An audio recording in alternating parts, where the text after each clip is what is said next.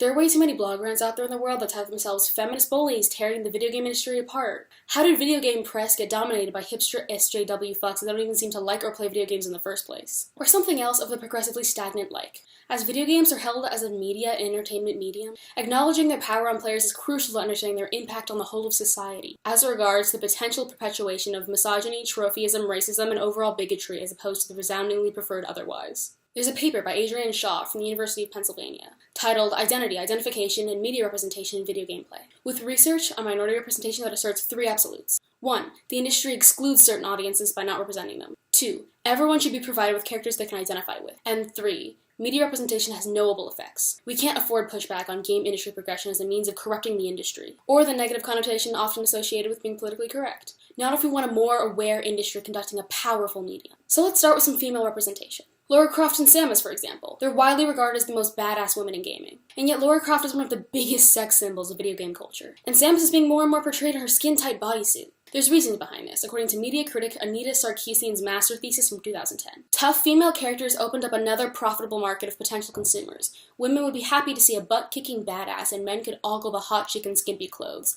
Although superficially there may be some subversiveness to the gender reversal, the basic patriarchal value system remains unquestioned. But let's acknowledge positive female body image before we go any further, because of course I'm not saying it doesn't exist. Look at Valve's Shell from the Portal franchise, EA's Faith from Mirror's Edge, Don't Nod Entertainment's Max Caulfield and Chloe Price from Life is Strange, which also, spoiler alert, LGBTQ+ representation. But then there's so much else. In the Resident Evil franchise, players can unlock very sexy outfits for female protagonists. This last one is the most cringeworthy. A tribal savage bikini is not what we should be associating with the game's person of color character. In Conan and God of War, saving a mostly naked woman chained from a tree or sleeping with her is a way for players to literally gain experience. In The Witcher, players receive a collectible card when they conquest a woman. This woman as reward trope has been perpetually ongoing. Back in 1982, a disgusting game called Custer's Revenge was released for the Atari, where if the crudely rendered protagonist, General Custard, survives an onslaught of arrows, he is rewarded by raping a captive Native American woman. Damon Perez from the Huffington Post responds to this trend, recounting that these moments might be easy to ignore or diminish, but they are part of a massive trend, one that diminishes an entire half of the human race little more than a husky voice emanating from heaving cleavage. Next, let's look at racial, cultural, and religious representation.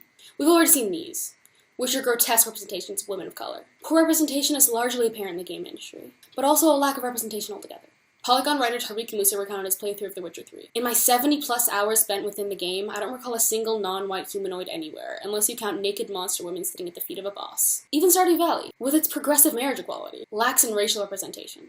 You have the token black character Demetrius and his half-black daughter Maru. That's it.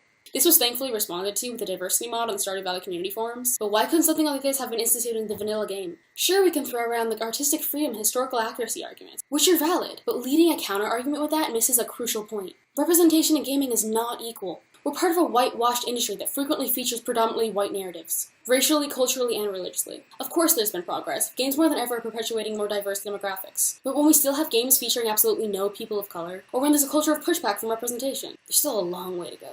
Next, let's look at sexuality and gender identity representation in gaming. I think it's safe to say that one of the best parts of Undertale is Alphys' awkward bisexual flirting endeavors, and her and Undyne's canonical young love. Or The Sims, which has been amazingly progressive over the years in character sexuality and now gender identity customization. Or Birdo, she's actually transgender, described in the original game manual that he thinks he's a girl, he'd rather be called Birdetta. And Overwatch. Of course Overwatch. There's a Kotaku article with character designer Jeff Goodman stating solidly uplifting intentions for accurate LGBTQ+ representation. There is an LGBTQ character in the game. It's difficult because we don't want to be just weirdly heavy-handed with this. Overwatch in particular has been a melting pot of diverse representation. But then, that's unfortunately not always the case. On non-cisgender representation, there's an article from the International Journal of Communication from 2016. Representations of explicitly transgender, non-binary, genderqueer, and intersex characters are less common in games than of homosexual and bisexual characters, and most of them appear in more recent games. Or look at Ultimate Gay Fighter, which is particularly controversial. Timmy Spears is the Asian twink. Jacqueline Daniels is the bisexual party girl who gets her kicks from lezzing out. Though marketed towards the LGBTQ+ community, the game has received massive backlash and relentless stereotyping of gay culture and members of the LGBTQ+ community. Or those Dead Rising 3's psycho boss characters. One of which is Dylan Fuentes, who taunts and humps the male player character, dressed in a fetishized outfit and wielding a ridiculous penis weapon called the Lust Cannon. He's the distorted embodiment of the gay panic defense. But then there's Jerry. The player character perpetually misgenders her, calling her sir constantly, and it's played off as some absolutely hilarious ongoing joke. Polygon writer Danielle Rindo stated that this fight managed to somehow be sexist, misogynist, homophobic, and transphobic at the same time. This isn't representation. representation? These are depictions of human beings as crude jokes. We acknowledge video games as a potentially educating medium, and we've stressed their influence, for better or for worse, on players. Games are educational, often politically and socially, just as much as they can be historically and academically. That's why accurate representation is so important. Characters should have stories, meaning, relatable characteristics. Not this. It's not only about what's easy or marketable.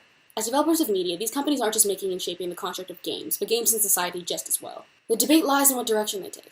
We can't afford to overlook the power gaming has as a medium, and we have got to start recognizing that.